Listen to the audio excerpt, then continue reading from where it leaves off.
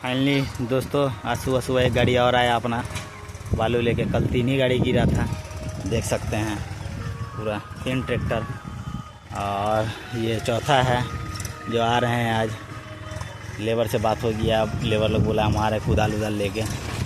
कुदाल बोलते हैं उसको, हाँ। मतलब 3 आदमी मिल के खाली करेंगे फार्म में, तो आ रहा है वो लोग। तो बोले चलो जल्दी से आ जाओ। तो चलिए, एक गाड़ी ये हो गया है, 4 और एक गाड़ी आएगा, उसके बाद देखते हैं क्या करना है।